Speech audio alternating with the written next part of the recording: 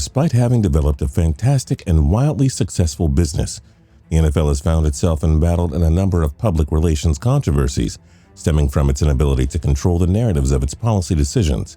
The NFL's PR incompetence ranges across a bevy of topics, while having massive advertising deals with beer companies to its inconsistent player conduct policy. The NFL has become the poster child for mismanaging these kinds of situations. The amount of gates that the NFL has had in the past 20 years is outrageous. Spygate, Bountygate, Deflategate, Seatgate, Bottlegate. The list goes on and on. Some of these have gained more notoriety than others, but the overarching theme remains the same. In high-stakes business, someone makes a calculated risk to gain an advantage and gets caught in it, one way or another. What's crazy is that the NFL can't keep the incident from becoming fodder for today's 24-hour news cycle. And as a result, at times the league is forced to endure some pretty heavy scrutiny, depending on the gate of the month. One NFL controversy that hasn't found its way to having its own gate suffix yet? Sports betting.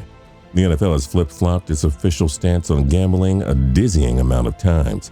It is painfully apparent that the NFL, which has long claimed that it opposes gambling for the integrity of the game, clearly has ulterior motives for making its decisions on these sorts of things. And one thing is for certain, the NFL almost always ends up looking hypocritical when the dust settles, like when it forced New York Jets quarterback Joe Namath to sell his shares of a Manhattan bar that had ties to big-time gamblers. Yet they had no problem with the questionable ties of many of its franchise owners. That's a pretty crazy move considering that the Chargers were quite literally founded by a longtime gambler, Baron Hilton, who had an extensive business and personal relationship with Los Angeles attorney Sidney Korshak. Who is Sidney Korshak, you ask? Well, he was described by law enforcement officials as, quote, the link between the legitimate business world and organized crime, end quote. Sounds like someone the NFL might have wanted to keep out of its fraternity if it were really against gambling. It isn't always obvious who's behind the scenes pulling the strings on NFL policy, but one aspect has remained a constant in all of its decisions. No matter what the case, the NFL is always lining its pockets and protecting its investments. The irony of the NFL's relationship with gambling is that it actually has a long, deeply intertwined history with both the mob and gambling, a history that the NFL continually chooses to gloss over, hoping it will fall deeper into the annals of history, eventually to be forgotten. Here is the insane secret history of the NFL's relationship with gambling and the shady characters in it. It started way back in the 1920s and continued all the way to as recent as the 1990s, after three wealthy men with ties to the mafia and gambling got involved with the NFL. Charles Bidwell, a mobster with ties to Al Capone, financed the Chicago Bears in the early 1920s. He would go on to buy the Chicago Cardinals, the same franchise we know today as the Arizona Cardinals. And yes, the Bidwell family still owns them. In 1925, bookie Tim Mara bought the New York Giants. His heirs still have half the team. Notorious gambler Art Rooney took over the Pittsburgh Steelers and his family still controls the team. Don't worry though, they restructured the corporation so that the racetrack and casinos they owned weren't mixed with the football team. How about this one? Arthur Mickey McBride, who was a bookie and owned the Continental Racing Wire, the mob's gambling newspaper, purchased the Cleveland Browns. In 1961, McBride sold the team to who else but Art Modell, who was a partner in a horse racing stable with Morris "Mushy" Wexler, who was considered to be one of the leading hoodlums in McBride's wire service. There's also this. Al Davis, one of the most famous owners in NFL history, has some undeniably questionable connections. He started off as a coach for Hilton's Chargers and somehow ended up partnering with the San Diego casino owner Alan Glick in owning the Oakland Raiders. And obviously, both Glick and Davis were friends with Korshak as well. One of the NFL ownership's more recent incidents featured the Debartolo family, who owned the San Francisco 49ers. In 1998, Eddie Debartolo Jr., who ran the franchise, was involved in a corruption case with former Louisiana Governor Edwin Edwards. Debartolo pleaded guilty to a charge of failing to report a felony, but it seems he was far from an innocent bystander. He had allegedly bribed Edwards with $400,000 in order to gain a riverboat casino license. The NFL's response? A one-year ban. Shortly after, he voluntarily ceded control of the franchise to his sister, Denise York. It's a move that he emphatically claims was his choice. Quote, "It really was a choice. I figured there was more to do with my life at that time. I had succeeded and done a lot with the 49ers. It meant the world to me, but I figured with my daughters, with them getting older and obviously with all of us getting older and having grandchildren at the time and them planning on families, that it would be best for me to do what was best to be a good grandfather, be a good husband and dad, and do what I want to do and maybe travel a little bit and spend more time with my family." End quote. The "spend more time with my family" card, huh? The oldest trick in the book. During the 70-year span between Bidwell's entry to the league and Debartolo Jr.'s exit, there has been no shortage of sketchy business in and around the NFL. One particularly suspect figure is Jimmy the Greek Schneider. Schneider was a CBS sportscaster in the 1980s who was unceremoniously canned after making offensive remarks about African-American athletes in 1988. The geek was not just an out-of-touch broadcaster, but also a convicted bookmaker. He was pardoned by President Gerald Ford in 1974. His background aligned seamlessly with his stint at CBS, as he was famous for predicting scores against the spread in an ambiguous but noticeable way. This was just one of the more overt connections, but there have been countless more.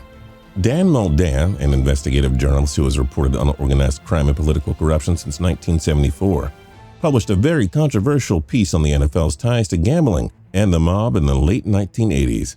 In his report, Moldea identified 17 past and present owners of pro football teams who, quote, "have documented personal and/or business relationships with members of organized crime and/or gambling communities," end quote. Considering the exclusivity of the NFL, it is hard to imagine that these guys weren't in cahoots of some form. I mean, Moldea pointed out that between 1963 and 1988, there have been at least 23 government investigations of gambling in the NFL initiated, and every single one of them collapsed. Come on. One particularly suspect IRS probing in 1967 was quickly halted after a meeting with William Hundley, who was head of NFL security.